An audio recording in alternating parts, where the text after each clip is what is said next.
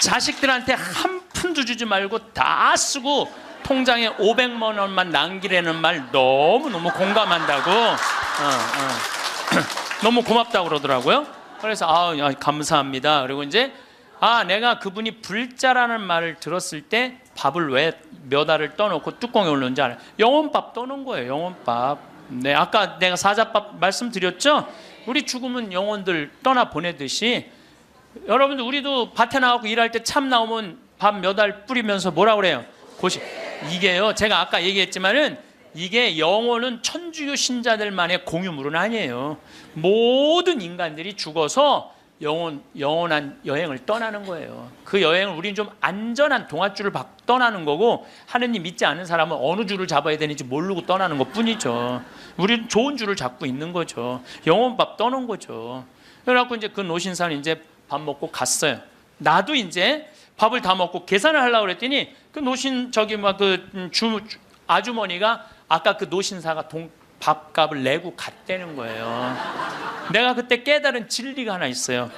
우리 천주교 신자들이요, 밥 먹을 때 반드시 성호를 긋고 먹어야 돼.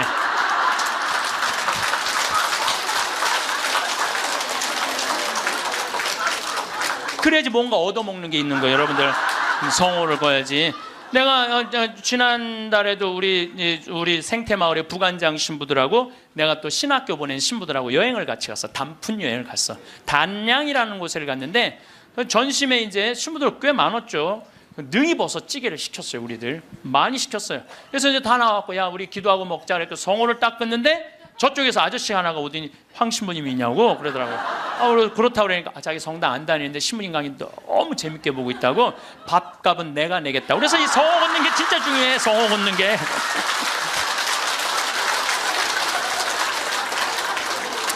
우리 천주교 신자들 영혼밥 떠나요, 안 떠나요? 떠나요. 왜 안 떠나요? 여러분들 영혼밥 떠나요. 우리 식사 후 기도 때 뭐라 그래요? 전능하신 하나님 베풀어 주신 모든 은혜 감사드리나이다. 주님의 이름은 찬미를 받으소서, 이제와 영원히 받으소서. 세상을 떠난 모든 교우들이 천재자비하심으로 평화의 은식을 얻게 하소서. 이게 영어 기도문에 없어요. 내가 영어로 식사 전후 기도 하거든요. 없어요. 영어. 한국에만 있는 기도문이에요. 영혼들을 위한 기도. 참 좋은 기도문이에요. 그러니까 이게 연옥 영혼들이요, 다른 나라 사람들 천주교 신자들 밥 먹을 땐 쳐다도 안 봐. 근데 누구 밥 먹을 때만 기다려? 한국 천주교 신자들 밥 먹을 때만 기다리고 있는 거예요. 그 영혼밥 한번 얻어 먹어보려고. 근데 우리 천주교 신자들이 얼마나 못됐는 줄 알아요? 식사 전 기도는 해 그나마. 근데 식사 후 기도하는 신자가 거의 없어요. 그냥 일어나는 거야. 얼마나 영혼에서 황당하겠어요. 연옥에서. 여러분들 이제 식사 후 기도하세요. 꼭 하세요. 우리들이 항상 영혼들을 위해서 기도해야 돼. 또 묵주기도 끝에 뭐라 그래요? 예수의 우리 죄를 용서하시며 우리를 지옥불에 소구하시고 연옥 영혼을 돌보시며 가장 버림받은. 여러분들 이게 1917년 파티마 성모님이 루시아 프란치스코 히아친트한테 부탁한 거예요. 왜? 연옥 영혼들이 너무 불쌍한 영혼들이 많으니까 너희들 기도해라고.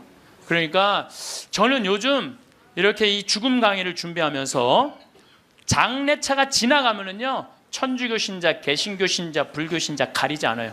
가리지 않고 성호 커요. 성호 긋고 하느님 저 영혼 구원해달라고 좀 기도해요. 네. 나는 도저히 이해가 안 가는 종교단체가 있어요. 우리 교회에 나와야만 구원받는다고 얘기하는. 근데 그 몇 명이냐면 14만 4천 명에 속해야만 구원받는다고. 난 이해가 안 가요. 여러분들 하느님이 그것도 2000년 역사상 대한민국의 고교회 14만 4,400만 명만 구원하려고 당신 아들 죽였겠어요? 온 인류의 하느님을 이렇게 째째하겠어요? 다 구원하고 싶어 하세요. 만약에 14만 4,400만 명만 14만 4천 명만 구원하려고 그러면 나는 예수님 그럴 것 같아. 14만 4천 명 구하려고 하면 예수님이 이랬을 거예요. 야 베드로야 네가 죽어라. 그 14만 4천 명. 예수님은요 모두를 구원하시기 위해서 십자가 지신 거예요. 그래서 하늘나라는 활짝 열려 있는 거예요. 지난주에 앤더슨 시 코리아라는 뉴욕의 정형외과 의사가 벼락 맞은 얘기를 했습니다. 벼락을 맞아서 죽었더니 몸에서 영혼이 빠져나와서 자기 시신을 장모님이 쫓아내려와서 울고불고 하고 이 사람아 죽으면 어떻게 하나? 그런데 자기 시신을 보고 있는데 정작 본인은 하나도 안 슬프더라는 거예요. 그러니까 죽은 영혼은 여러분들 슬프지 않아요. 죽은 영혼은. 그러니까 여러분들 죽은 영혼을 위해서 너무 슬퍼하는 것도 죽은 영혼 멋쩍게 만드는 거예요. 네. 누구한테 맡겨?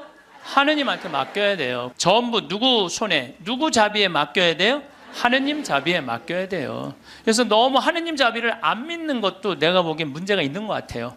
아니 하느님이 이 세상 구원하려고 당신 아드님 보냈는데 그렇게 억울하게 죽은 애들 천국에 안 데리고 갔겠어요?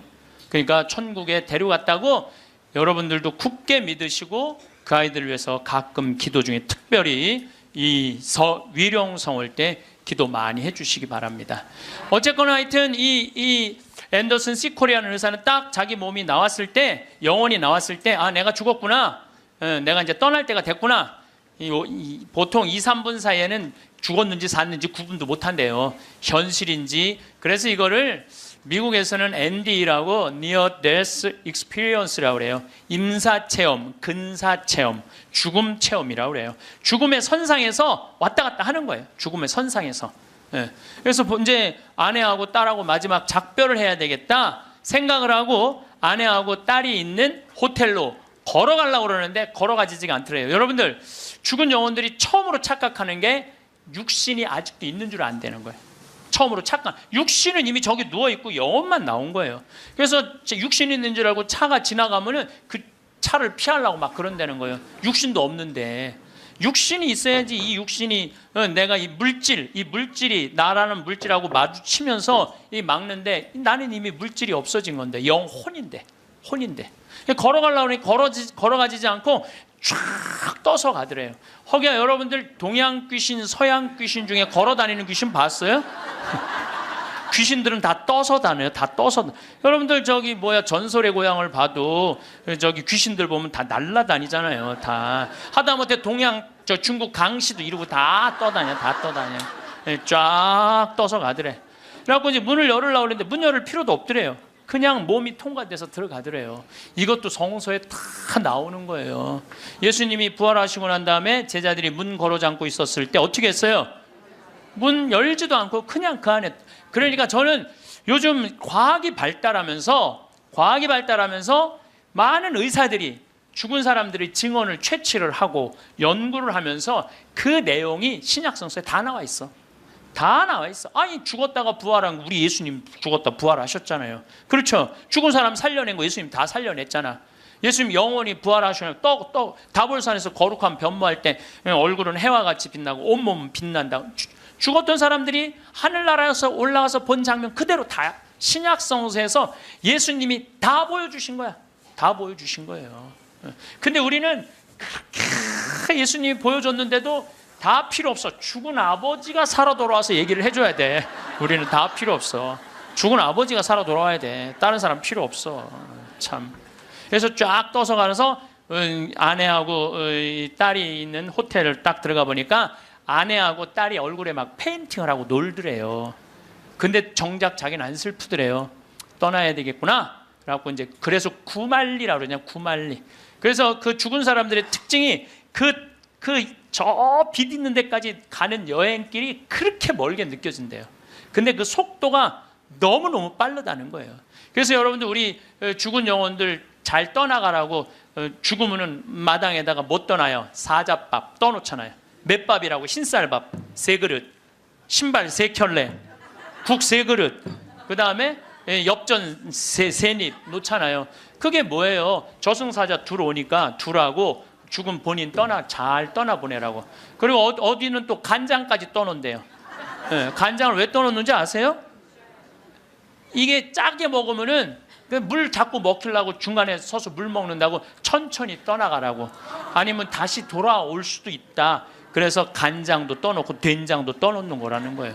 그래서 이거 죽은 이들을 위한 그런 것들이 너무너무 많은 거예요. 어쨌거나 하여튼 이제 이 앤더슨 시코리아라는 의사는 나와갖고 하늘나라 딱 올라가는 순간 이 사람도 역시 신앙이 없는 사람이에요. 여러분들 내가 이 공부를 참 많이 해봤는데 하늘나라 올라갔다 온 사람들 중에 성당 안 다니는 사람, 다니는 사람 상관없대요. 상관없대요. 되게 어떤 사람들이 하늘나라에 많이 올라가냐면 이 세상 사랑하고 사람 사랑하고 아끼는 사람이 되게 올라갔다 오고, 나쁜 짓 한 사람들은 다 어두운 데 갔다 온다는 거예요. 그러니까 성당 열심히 다닌다고 다 하늘나라 가는 거 아니에요. 이것도 성서에 다 나와. 마태복음 7장 21절에 뭐라 그래? 나더러 주님 주님 한다고 다 하늘나라 가는 건 아니다. 내 말을 실천하는 사람이라야 하늘나라 간다. 그러니까 성당을 아무리 다녀도 사람 미워하고 본당 신부 미워하고 막 옆에 있는 사람 미워하면 그 사람은 성당 다녔나 마나예요. 근데 이 앤더슨 씨 코리아는 착하게 살았나 봐. 하늘나라로 올라가서 그 빛을 느끼는 순간 신으로부터 오는 걸 거부할 수가 없더래요. 신으로부터 오는 걸. 완전한 평화, 충만한 사랑을 느낀 거지. 그래갖고 이제 하늘나라에서 너무 행복하게 있는데 마침 뒤에서 기다리고 있던 사람이 누구냐 하면은 간호사였어. 간호사가 기다리고 있었는데 앞에 사람이 벼락을 맞아 팍 쓰러지니까 어떻게 배운 대로 심폐소생술을 시작을 한 거예요. 심폐소생술을 시주를 해갖고 살려낸 거야. 이게 육신을 살려내면 영혼이 아무리 천국에 가도 다시 돌아와야 되는데 육신으로. 그래서 세상에 돌아온 거예요. 그래서 옛날에는요, 사람이 죽을 때 눈을 뜨고 주고 입을 벌리고 죽으면 눈을 감겨주고 입을 다물어 줬던 이유가 영혼이 다시 돌아오지 못하게 하려고 그렇게 다물어 줬다는 거예요. 근데 이 사람은 너무 천국에서 행복하게 있는데 이 간호사가 이 주책맞게 심폐소생술을 해서 살려낸 거야. 살아 돌아왔는데 이 앤더슨 씨 코리아라는 의사는 문제는 하늘나라에서 들은 음악이 너무 아름다웠던 거야. 하늘나라 간 사람들의 특징이 뭐냐면 너무나 아름다운 음악을 들은 게 그 사람들의 특징이야. 너무 아름다운 음악을 들어서 그걸 자기가 연주하고 싶은 거야. 그래서 이 사람은 94년부터요 박사학위가 2개야. 심리학 박사에 정형외과 박사인데 이 사람은 바이엘부터 피아노를 배워요. 배워서 2002년에 음반을 발표를 해요. 내가 유튜브를 통해서 그걸 들었는데 너무너무 연주를 잘하더라고요. 어쨌거나 하여튼 이 사람 연주하는 걸 들어보니까 내가 너무너무 아름답더라고. 이 사람은 자기 죽었다가 아니 무슨 무당이 갔다 오거나 뭐 이런 사람이 갔다 오면 무당도 무시할 건 안 되죠. 여러분들 무당도 신 내림 받은 무당은요 무시하면 안 돼요. 강신무들은요 무당 무시하면 안 돼요. 그 사람들은 뭔가 있는 거예요. 그들의 세계가 있는 거야. 이게 그냥 옛날에는 뭐 우리 교회만 나와 이게 아니야. 이제는 이게 인간한테 있는 영적인 기운은요 그 상관없는 거예요. 1991년 팸 레이놀즈라는 이 가수는 미국의 가수인데 작곡가 겸 가수인데 심한 뇌동맥류가 걸려요. 이 수술은 굉장히 위험한 수술이에요. 왜냐하면 이 사람을 수술하면 뇌에 있는 피를 다 빼야 돼. 뇌에 있는 피를 다 빼고 심실 정지, 심장을 정지시켜야 돼. 그러니까 사실은 죽이는 거예요. 죽였다가 다시 살리는 수술이야. 죽였다가 다시 살리는 수술이야. 그런데 이 사람이 97년에 수술을 해. 애리조나 대학에서. 이때 지금은 죽음 이후의 세계에 대한 연구가 미국이 너무 많이 해요. 100개 대학에서 연구를 하고 있어요. 지금 우리나라만 지금 죽음 이후에 대한 관심이 없지 미국엔요 그런 책 뭐 애프터 라이프 뭐 죽음 이후의 세계 뭐 너무너무 책이 많아요. 너무너무 뭐 영어로 된 책 내가 미국에 가서 이 강의하니까 엄청나게 선물을 하더라고요. 어쨌든 이 팸 레이놀즈가 수술할 때는 의사들이 완전히 죽이는 수술이니까 저 사람이 진짜 영혼이 빠져나오느냐 그거 참관을 해요. 근데 여러분들 이 사람은 뇌에 피를 빼고 심장을 전지시키고 완전 마취를 하고 수술하는 거야. 여러분들 마취 수술 해봤던 경험 있으세요? 네. 나도 20년 전에 맹장 수술할 때 마취를 했는데 한심하더라고요. 내가 신부님 마취 들어갑니다 그런데 그게 뭐라고 딱 들어갔는데 아무 생각이 안 나는 거야. 나 탁탁 치는데 깨어나 보니까 벌써 배를 가르고 맹장을 떼어냈다는 거야.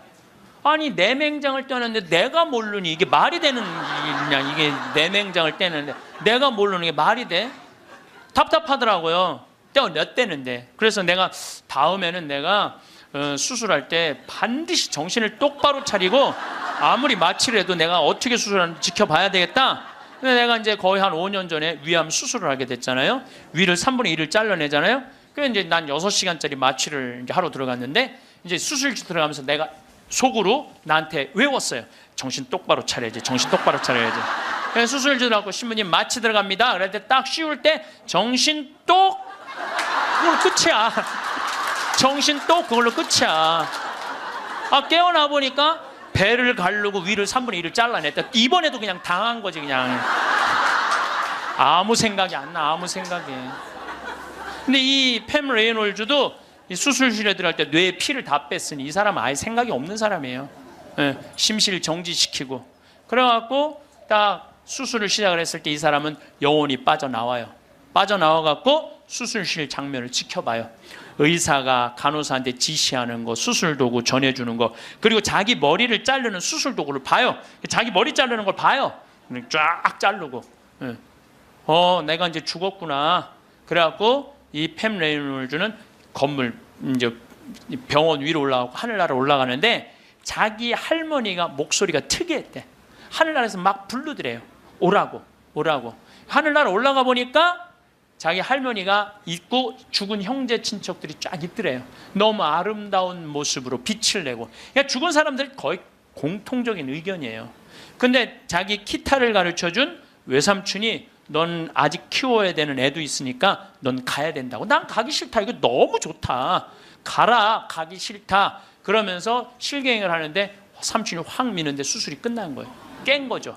살아 돌아온 거죠. 근데 이 사람은 놀랍게도 참관한 의사들한테 의사들 배치를 다 얘기를 해줘요. 어떤 의사가 어느 자리에 있었고, 수술 도구는 여러분들 우리들이 수술하러 들어갈 때요 절대 수술 도구를 개봉을 안 해요. 오염될까봐, 감염될까봐. 그래갖고 의사들이 완전하게 다 방지를 하고 이 사람 마취 끝나고 난 다음에 수술 도구를 다 꺼내요. 그러니까 우리들은 수술 도구를 어떻게 생겼는지 몰라. 수술실에 들어간 사람 알아요, 몰라요? 모르죠? 근데 자기 머리 자른 거 전동기 칫솔같이 생긴 것까지 다 설명을 하는 거야. 다. 너무너무 놀라운 거죠. 그러니까 이게 여러분들 이런 연구를요 하버드 대학, 예일 대학, 사우스햄프턴 세계 최고의 대학들이 연구를 하는 거예요. 그냥 내가 무슨 무당하고 만나갖고 그냥 대충 얘기하는 게 짜고 얘기하는 게 아니고 이건 논문으로 나오는 내용들을 여러분들한테 전해주는 거예요. 여러분들은 바쁘니까 책 읽을 시간이 없잖아. 그러니까 내가 대신 읽어갖고 다 지금 전해주는 거예요. 미키라는 미키라는 시각 장애자는 앞이 안 보이는 사람이야. 앞이 안 보이는 사람인데 이 미키는 18살, 우리나라는 20살인데 교통사고로 죽어요. 근데 이 사람은 태어나서부터 앞이 안 보이던 사람이야. 그러니까 하얀색이 뭔지 까만색이 뭔지 빨간색이 뭔지 아무리 설명을 해줘도 모르죠. 태어나서부터 앞이 안 보이니까. 나무가 어떻게 생겼는지 설명을 해줘도 상상을 하지 꽃이 어떻게 생겼는지 알 수가 없잖아요. 근데 이 사람이 교통사고로 죽어요. 죽어서 딱 수술실에 들어갔는데 자기 몸을 처음으로 봐요. 반지를 보고 자기인 걸 알아요. 내가 저렇게 생겼구나. 머리 모양을 보고 내가 저렇게 생겼구나. 그리고 죽어서 하늘나라로 올라가는데 빨주노초 파남보를 다 보는 거야. 너무 아름다운 빨주노초, 온갖 아름다운 꽃, 새, 나무를 보는 거예요. 그러고 하늘나라에서 너무너무 행복하게 있는데 수술해서 살려낸 거야. 육신을 살려내면 돌아와야 된다고 그랬잖아요. 돌아온 거예요. 돌아왔는데도 이 사람은 어떤 거야? 역시 앞이 안 보이는 거죠. 역시 앞이 안 보이는. 근데 역시 앞이 안 보이는데도 이 사람은 모든 색깔을 너무 정확하게 설명을 하는 거예요. 모든 색깔. 나무는 어떻게 생겼고 꽃은 어떻게 생겼고. 이 미키라는 사람도 굉장히 중요한 연구 대상자가 돼요. 연구 대상. 왜냐하면 아예 시각 장애자인데 모든 색깔에 대한 설명을 너무 잘하는 거야. 한 번도 색깔을 본 적이 없는 사람인데. 그러니까 영혼이 빠져나가는 거죠. 영혼이 빠져나가는 거죠. 그래서 우리가 이게 죽는 걸로 끝나는 게 아니야. 죽음이 아니고 새로운 삶으로 옮아가는 과정인 거예요. 새로운 삶으로. 여러분들 이제 죽는 거 싫어요, 좋아요? 좋아해야 돼. 아니 죽는 게 싫으면 어떻게 해? 죽는 게 싫으면은 천주교 신자가 죽는 게 싫으면 어떻게 해요? 이제 죽는 거 좋죠? 그래도 죽는 게 싫어. 그래도 살아있는 게 나아. 우리 가톨릭 안에도 벼락 맞아 죽은 사람 있죠. 95년 5월 5일 콜롬비아의 글로리아라는 치과 의사가 이 논문을 쓰다가 책 찾으러 여동생하고 이 사촌 여동생하고 가다가 벼락을 맞아 죽어요. 그 사촌 여동생 그 자리에서 즉사예요. 항상 신앙이 열심히 해갖고 목에 목걸이를 하는데 글리 들어가고 심장을 완전히 그냥 강탈을 해버려요. 그 자리에 죽어버려요. 그리고 이 글로리아라는 의사는 벼락을 맞았을 때 어떤 일이 벌어지느냐면 간이 다 타요. 간이 다 타고 신장도 다 타요. 그리고 완전히 죽은 거죠. 근데 이 여동생이 그 병원에 또 의사였어. 의사들이 죽었다. 이거 산소호흡기 뛰자. 절대 못 뛰겠다 난. 우리 언니는 죽은 게 아니다. 이 사람은 이제 영혼인데 나가갖고 하늘나라 올라가갖고 천국, 연옥, 지옥 다 돌아다니는 거예요. 그냥 자기가 살아생전에 자기는 막 맨날 그냥 미용하고 막 옷 엉덩이 뭐 이런 것만 신경 쓰던 여자예요. 성당도 열심히 다니긴 했지만은 그거보다는 세상 일에 더 많은 매력을 가졌던 여의사예요. 예쁘고 그 천국, 지옥, 연옥. 근데 이제 뭐 이 사람은 하늘나라에서 이제 여행을 다 하는데 이제 살았느니 죽었느니 그러는데 일주일이 지났을 때 시골의 농부 하나가 미사 참여를 할 때 얼마나 열심히 하냐면은 주머니에 10,000페소, 5,000페소가 있을 때 10,000페소는 하느님한테 봉헌하고 5,000페소로 빵을 사서 먹는 정말로 착한 사람이에요. 여러분들 주머니에 10만 원짜리하고 10,000원짜리 있으면 여러분들 얼마짜리 낼 것 같아요? 10,000원짜리? 저는 그렇게 생각하지 않아요. 여러분들은 어떻게 해서든지 1,000원짜리 찾아서 1,000원짜리 내지 무슨 10,000원짜리를 내. 우리 천주교 신자들이 무슨 10,000원짜리를 내요. 근데 이 시골 농부는 3년 전에 완전히 가뭄, 강도를 맞아서 그나마 키우던 닭까지 없던 사람이야. 아무것도 없는데 하느님한테 10,000페소 봉헌하고 5,000페소로 빵을 사요. 근데 저도 이번에 남미에 한 달 동안 강의 갔다 왔지만은 남미 사람들은요 빵을 다 신문지에 싸서 팔아요. 그리고 그 신문지를 싸서 빵을 펼치는데 신문지에 글로리아라는 의사 기사가 떠요. 그걸 보고 이 사람 그 자리에 무릎을 꿇어요. 하느님, 이 능력 있는 의사를 만약에 돌려보내신다면 내가 성모님 성지 순례를 갈 것이고 죽은 이들을 위한 기도를 열심히 하겠다고. 그걸 하느님이 들어요. 참 신기하죠? 그 사경을 헤매는 그 글로리아라는 의사한테 하느님이 하늘나라에서 이런 얘기를 해요. 내가 너를 살려 돌려보낼 것이다. 왜 돌려보내느냐 하면은 너의 공로가 아니다. 이 시골의 농부, 너무 나를 따르고 사랑하는 이 농부가 너를 위해 간절하게 기도했기 때문에 내가 너를 살려 돌려보내는 것이다. 돌아가서 이 하늘나라에서 본 것을 증언을 해라. 예. 그리고 살려 돌려보내요. 그래서 이 글로리아라는 의사는 살아 돌아와요. 그런데 일주일이 지나고 다리를 너무 피가 안 돌기 때문에 잘라야 된다고 그러는데 이 사람은 살아 돌아와서 간도 재생이 되고 난소도 재생이 되고 신장도 재생이 되고 다리도 다 재생이 돼요. 그래갖고 애까지 또 낳아요. 정말 애를 하나 더 낳아요. 그리고 지금은 온 세계에 다니면서 자기가 벼락 맞아 죽고 난 다음에 살아 돌아와서 하늘나라 경험 얘기한 걸 다 얘기를 해주는 거예요. 저는 이렇게 본당에 초상이 나면은 연도 바치러 꼭 갔어요. 연도를 바치러 딱 내가 이제 저녁 한 8시나 9시쯤 가면은 그 연도꾼들이 꽉 차 있으면 기분이 너무너무 좋아. 교우들이 연도 바치러 주러 왔을 때 너무너무 기분이 좋아. 왜냐하면 여러분들 연도 바칠 때 뭐라고 그래요? 성부, 성자, 성령, 이 영혼 구원하여 주소서. 성모님, 요셉 성인 이 영혼 구원하여 주소서. 모든 천사들 이름 부르면서 이 영혼 구원하여 주소서. 베드로, 야고보, 요한, 안드레아, 베네딕토, 루시아, 아네스 이 영혼 구해달라고 계속 성인들 이름 부르면서 구원해달라고 그러잖아요. 그럼 여러분들 생각을 해봐요. 우리가 이제 죽으면 하늘나라 올라가면은 하느님이 심판하지 않는다니까요. 베드로한테 맡겼잖아요. 베드로가 이제 천당 보낼지 연옥 보낼지 지옥 보낼지 결정할 거 아니야. 혼자 결정하지 않을 거예요. 수호천사 부르고, 아까 성서에도 얘기했잖아요. 하늘에 천사가 너를 지켜보고 있을 것이다. 수호천사 부르고 수호 성인 부르고 연관된 성인들 다 불러서 천당 보낼 거냐 지옥 보낼 거냐 연옥 보낼 거냐 얘기를 할 거야. 근데 밑에서 계속 이름 불러대면 성인들이 회의하다 뭐라 그럴 것 같아요? 야, 우리 이름 이렇게 불러대는데 웬만하면 올려 보내자 그냥. 그게 바로 연도의 효과예요. 연도의 효과. 그래서 여러분들 본당에서 본당에서 세상 떠나는 교우들이 연도 났다 그러면은 시간 내서 꼭 가서 술을 먹으라는 것도 아니고 그냥 잔칫밥을 먹으라는 것도 아니에요. 그냥 여러분들 가서 연도 바쳐주는 거 최고의 선물이에요. 예. 제가 지난 봄에 우리 교구에 젊은 신부님 엄마가 돌아가셔서 61에. 근데 그 엄마가 나 한참 뭐 병 모으고 비누 공장 할 때 많이 도와줬던 엄마야. 송탄 본당 자매님인데, 내가 또 너무 우리 생태마을에서 그 아들은 지금 유학 가 있는데 우리 생태마을에서 같이 나오고 일도 많이 하고, 그래서 내가 사순식에 인천교구에서 사순 피정을 해주고 저녁 주일날 밤 9시에 송탄 장례식장을 갔어요. 갔는데 사순식임 신부들이 얼마나 피곤해. 하루 종일 성사주고. 그런데도 그 9시에 그 엄마를 위해서 신부들이 30명이 모여 있더라고요. 다음 날은 물론 주교님이 월요일날 장례미사를 해 주시죠. 그런데 우리 수원교구는 신부님 부모님이 돌아가시면 주교님이 미사하기 전에 계속 매 시간 미사를 해요. 와서 그게 우리 신부들이 그 동기 신부들에 대한 예의야. 예의. 그래서 매 시간, 그러니까 수백 명이, 우리 수원교가 한 450명 되니까 수백 명이 와서 미사를 해주는 거야.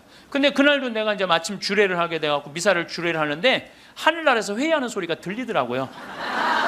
아니 진짜로 하늘나라에서 회의하는 소리가 들리더라니까요. 야,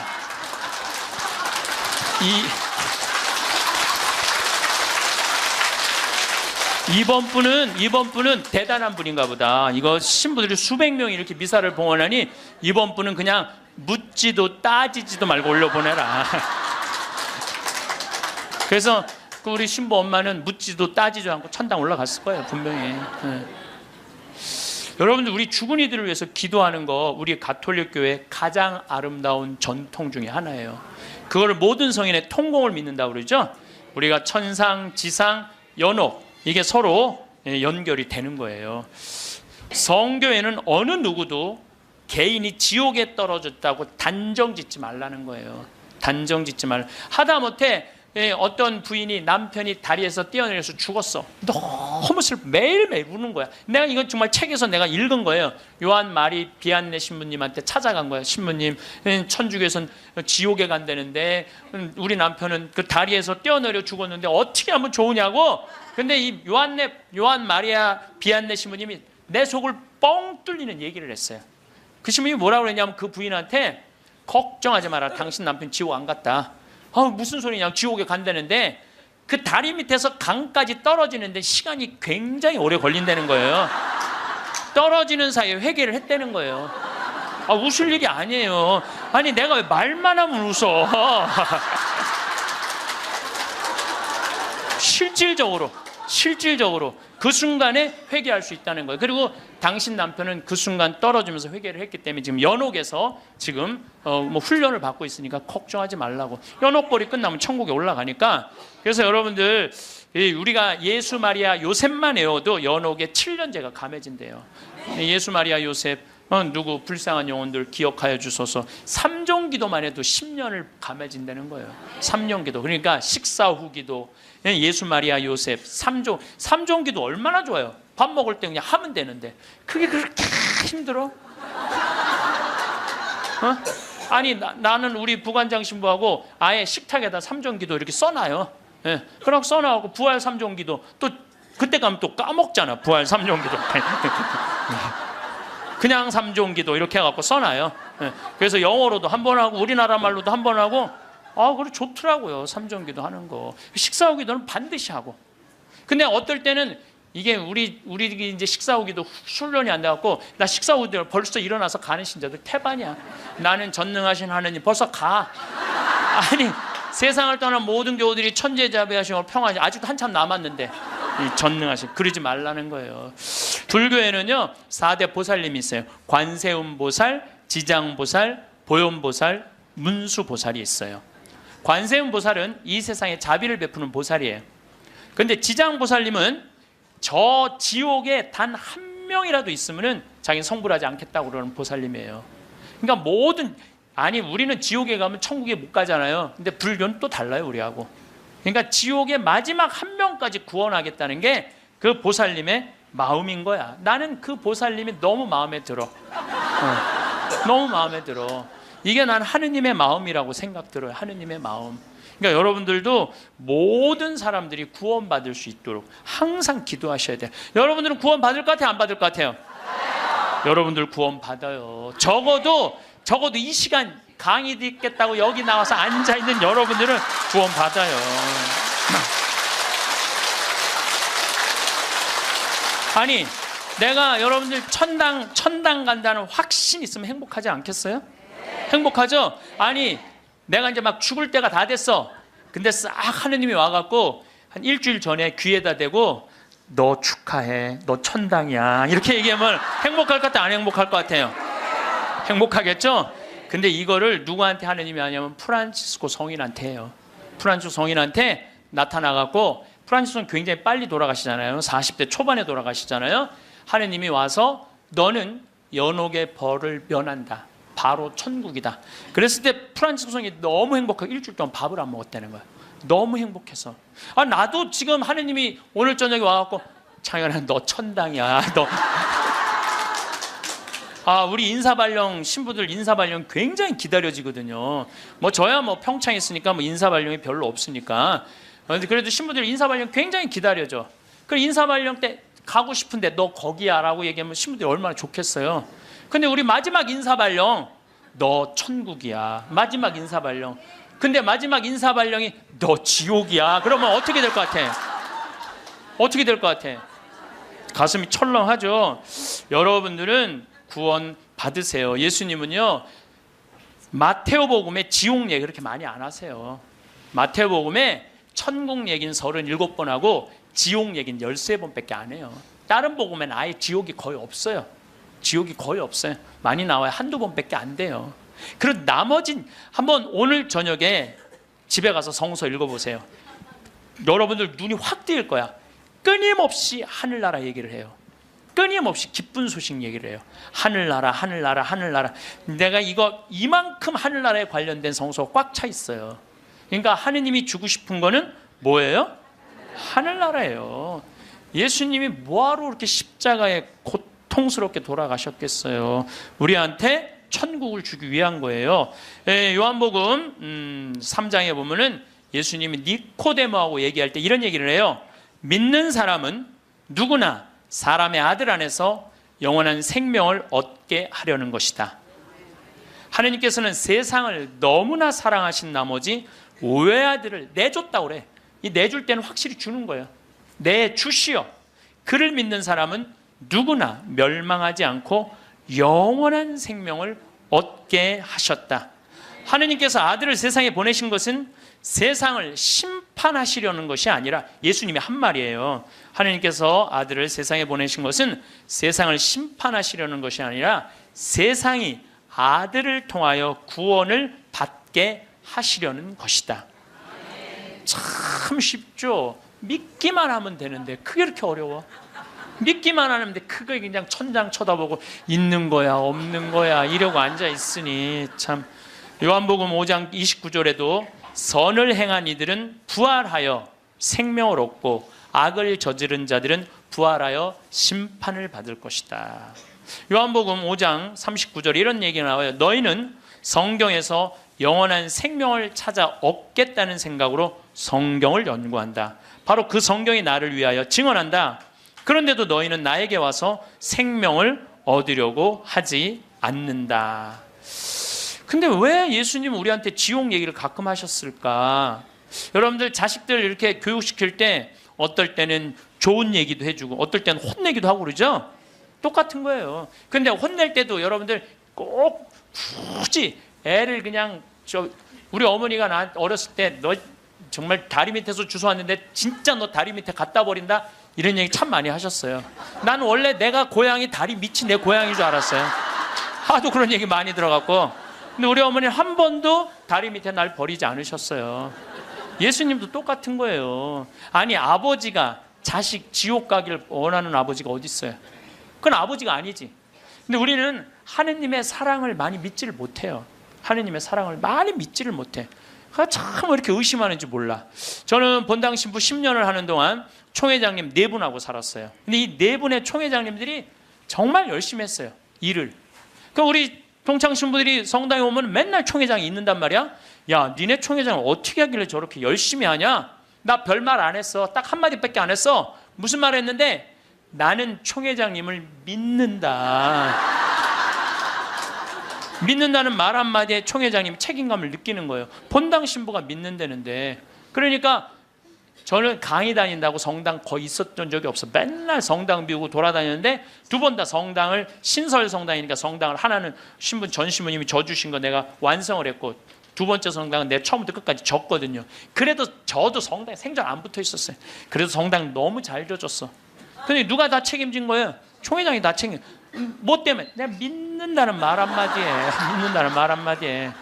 여러분들, 그 많은 신들 중에, 인도에는 신이 3억 명이나 된다는데, 그 많은 신들 중에 야훼 하느님 당신만을 나의 주님으로 믿습니다라고 고백하면은 하느님은 나한테 책임감 느낄 것 같아, 안 느낄 것 같아? 아니 저놈이 날 믿는다는데 저거 하나 천당에 못 데리고 오겠어요? 근데 만약에 여러분들이 어느 날은 믿는 것 같고 어느 날은 안 믿는 것 같고, 그럼 하느님은 어떠실 것 같아요? 어느 날은 책임져야 될 것 같고 어느 날은 책임지지 않아도 될 것 같고 그러네. 믿으려면 어떻게 믿어야 돼? 확실하게 믿어야 돼. 확실하게 믿어야 돼. 그리고요, 제가 예비자 교리 참 잊지 못하는 예비자가 하나 있었어. 6개월 동안 그렇게 예수님에 대해서 얘기하고 성경에 대해서 얘기하고 예수님 증언했는데 6개월 후에 교리 마지막 끝에 자, 마지막으로 질문해 보십시오. 그랬더니 딱 손을 들더니 신부님 솔직히 얘기해 달라는 거예요. 뭘 솔직히 얘기하냐니까 진짜 예수님 믿냐고 솔직히 해달라는. 6개월 지났는데. 자, 여러분들도 저한테 그렇게 물어보고 신부님 솔직히 한번 얘기해 보라고. 예수님 믿느냐고. 내가 이스라엘 다녀오고 과달루페 가고 파티마 가고 루르도 가고 또 수많은 사제생활 23년 하면서 수많은 신앙 체험하고 나도 신앙 체험하면서 내가 느낀 게 있어요. 내가 확실하게 나한테 물으면 내가 얘기할게. 하느님 확실하게 살아계셔.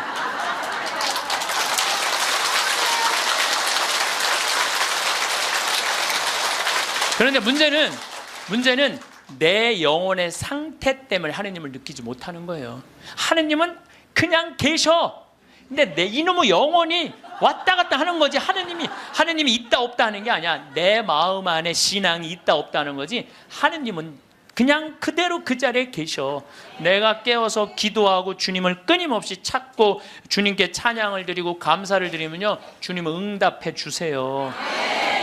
근데 혼자 그냥 방구석에 갖고 있는 거야 없는 거야 이러면은요, 아무리 대답해 주고 싶어도 방구석에서 나와야지. 근데 여기 지금 나와 있는 분들은 대답을 듣잖아요. 마태복음 25장에 슬기로운 처녀, 미련한 처녀 얘기가 나와요. 슬기로운 처녀 등잔에는 기름이 많았고 미련한 처녀 등잔에는 기름이 하나도 없었어. 미련한 처녀들은 어떤 처녀들이 미련한 처녀들이냐면 맨날 의심하고 성당도 안 나오고 가난한 사람도 안 도와주고 그냥 이러고 있는 처녀들이 미련한 처녀들이에요. 슬기로운 처녀들은 어떤 처녀들이야? 명동에서 피정 있다 그러면 아침부터 와서 앉아있고. 그래서 이 처녀들이요,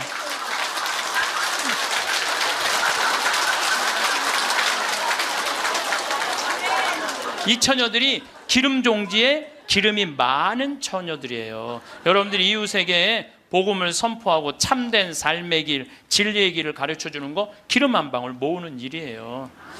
제가 조금 어려운 얘기 하나 할게요. 나는 사실 어려운 얘기를 잘 안 하는 편인데 이번 건 굉장히 어려운 얘기예요. 요거는 방송 보면서 적어갖고 한번 묵상해 보세요. 데이아르드 샤르댕이라는 신부님이 있어요. 이분은 최고의 지성인이에요. 이분도 너무 유명한데 여러분들이 바빠갖고 이분 책을 읽을 시간이 없죠. 이분은 신학자면서 지질학자예요. 지질학자.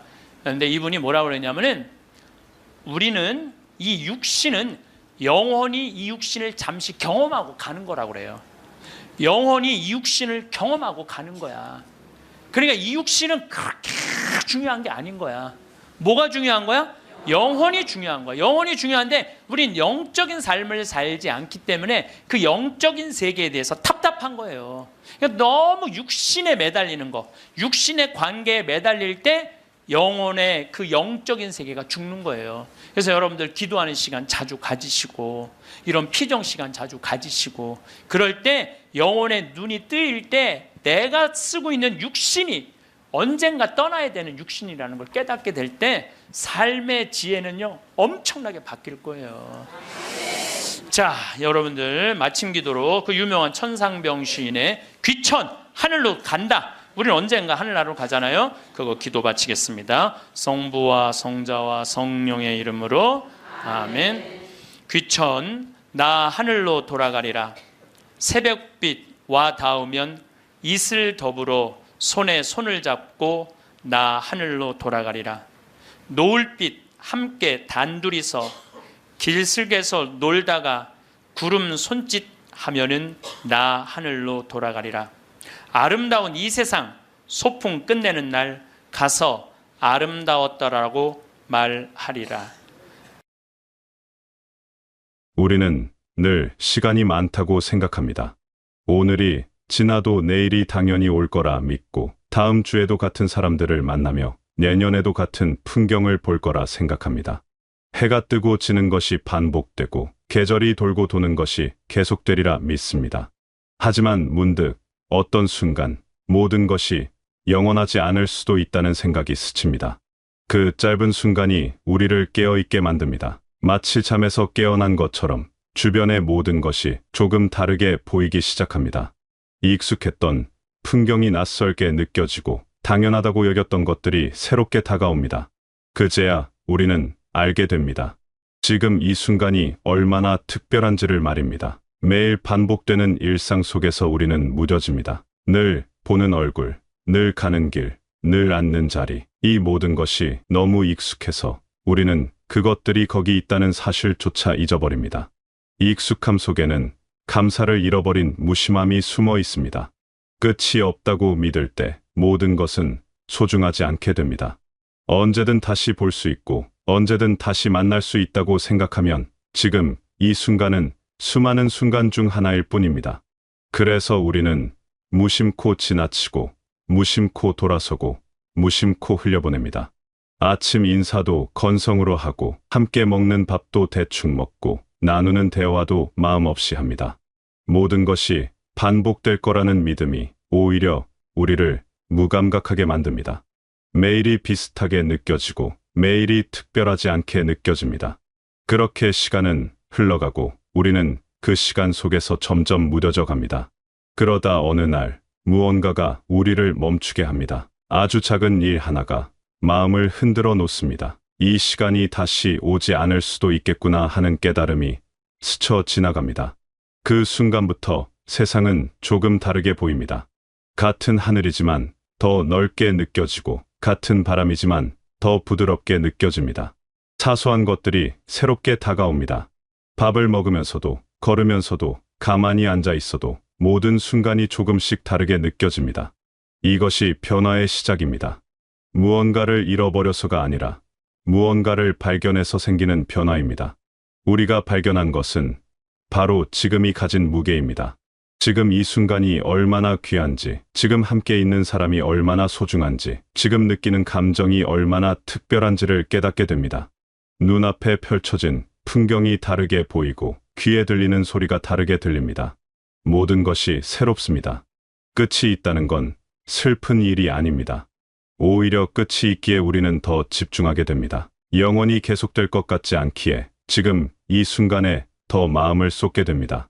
무한한 것은 아름답지만 유한한 것은 소중합니다. 무한하다면 우리는 미루고 늦추고 나중을 기약할 것입니다. 하지만 한정되어 있기에 우리는 지금을 선택합니다. 지금 말을 걸고 지금 손을 잡고 지금 마음을 전합니다. 내일로 미루지 않습니다. 다음에 하겠다고 말하지 않습니다. 지금 이 순간이 마지막일 수도 있다는 것을 알기에 지금 최선을 다합니다. 이것은 삶의 모든 것에 적용됩니다. 꽃이 아름다운 이유는 금방 시들기 때문입니다. 계절이 소중한 이유는 곧 지나가기 때문입니다. 사람과의 만남이 귀한 이유는 언제까지나 함께할 수 없기 때문입니다. 만약 모든 것이 영원하다면 우리는 어떤 것에도 마음을 쓰지 않을 것입니다. 유한함은 우리에게 주어진 선물입니다. 그것이 우리를 깨어있게 하고 감각하게 하고 사랑하게 만듭니다. 끝이 있다는 사실이 우리를 더 진지하게 만들고 더 진실하게 만들고 더 온전하게 만듭니다. 한정된 시간이기에 우리는 그 시간을 헛되이 쓰지 않으려 노력합니다. 다시 오지 않을 순간이기에 우리는 그 순간을 소중히 여깁니다.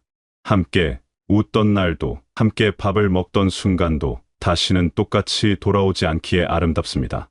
그 순간은 한 번 지나가면 끝입니다. 같은 사람과 다시 만나도 그때의 공기와 빛과 기분은 다릅니다. 매번 새롭고 매번 처음이고 매번 마지막입니다. 그래서 우리는 순간을 기억합니다. 남겨진 것은 시간이 아니라 느낌입니다. 마음이 오간 그 순간이 우리 안에 계속 살아 있습니다.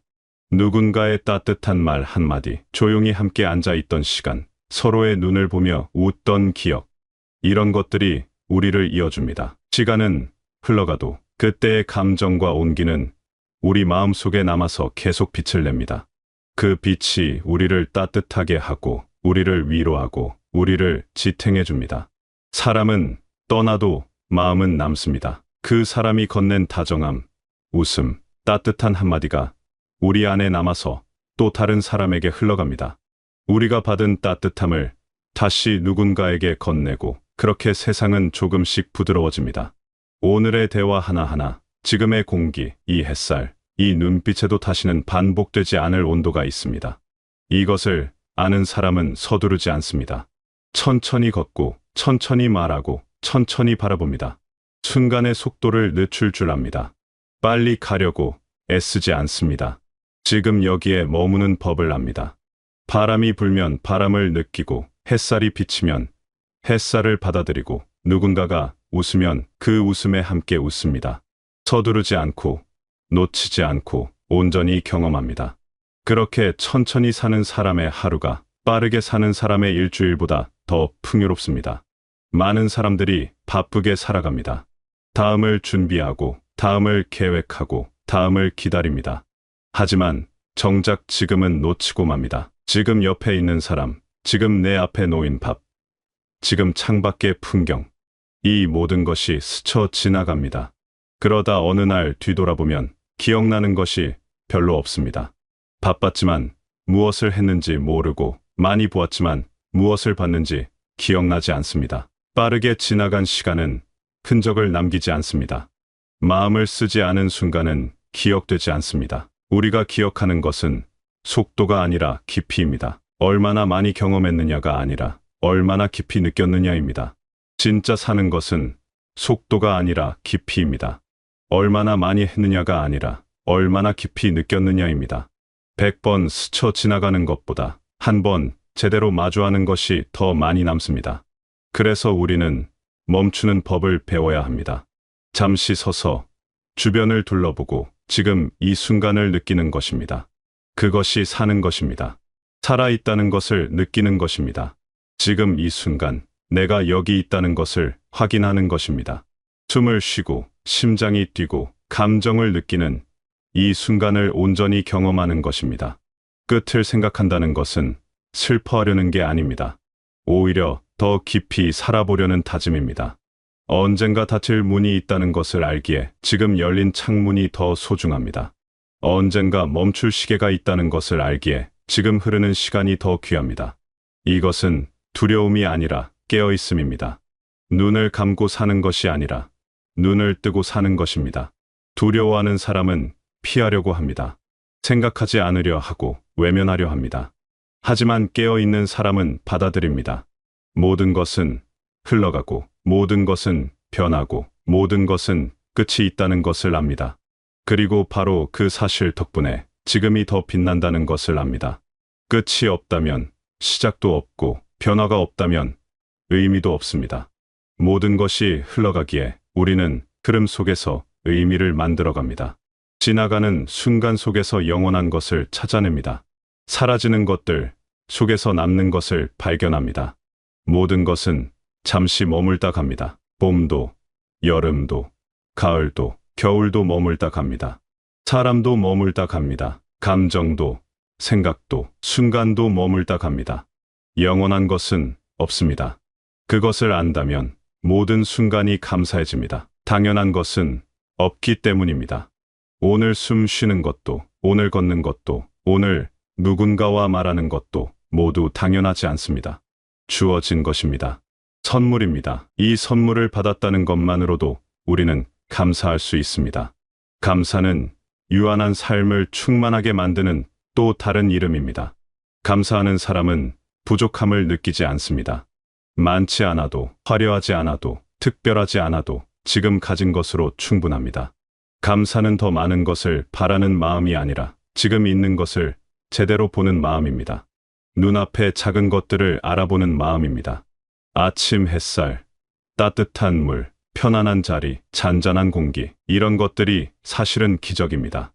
너무 익숙해서 잊고 있었지만 이 모든 것이 얼마나 귀한지 깨닫는 순간 삶은 풍요로워집니다. 가진 것이 많아져서가 아니라 가진 것의 가치를 알아보게 되어서입니다. 우리가 살아있다는 것 자체가 기적입니다. 수많은 우연이 겹쳐서 우리는 지금 여기 있습니다. 수많은 선택이 모여서 우리는 지금 이 모습입니다. 그리고 지금 이 순간도 다시는 오지 않을 순간입니다. 이것을 아는 것이 깨어있는 것입니다. 그리고 깨어있는 사람은 지금을 헛되이 보내지 않습니다. 매 순간을 소중히 여기고 매 순간에 최선을 다합니다. 헛되이 보낸다는 것은 시간을 낭비한다는 뜻이 아닙니다. 아무것도 하지 않고 가만히 앉아 있어도 그것이 진심으로 쉬는 시간이라면 헛된 것이 아닙니다. 반대로 많은 일을 하면서도 마음이 딴 데 가 있다면 헛된 것입니다. 중요한 것은 무엇을 하느냐가 아니라 지금 하는 일에 얼마나 마음을 담느냐입니다. 걸을 때는 걷는 것에, 먹을 때는 먹는 것에, 쉴 때는 쉬는 것에 온전히 있는 것입니다. 그렇게 온전히 존재하는 순간들이 모여서 우리의 삶이 됩니다. 우리 삶은 순간들의 연속입니다. 크고 특별한 순간도 있지만 대부분은 작고 평범한 순간들입니다. 그리고 바로 그 작은 순간들이 우리의 삶을 만듭니다. 매일 아침 일어나는 것, 매일 밥을 먹는 것, 매일 누군가와 나누는 한마디, 이런 작은 것들이 모여서 우리의 하루가 되고 우리의 삶이 됩니다. 그래서 작은 것을 소중히 여기는 사람이 결국 큰 삶을 사는 사람입니다. 평범한 것에서 의미를 찾는 사람이 행복한 사람입니다. 일상 속에서 기쁨을 발견하는 사람이 충만한 삶을 사는 사람입니다. 삶의 끝은 아직 오지 않았습니다. 내일도 있고 다음 주도 있고 다음 달도 있을 것입니다. 하지만 언젠가는 끝이 옵니다.